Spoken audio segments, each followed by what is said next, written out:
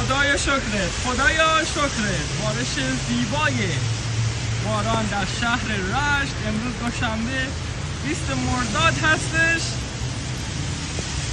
بعد از 3 هفته گرمای وحشتناک حالت بارون نصیب دلهای ما شد.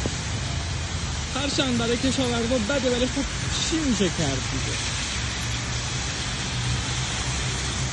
رشت بارانی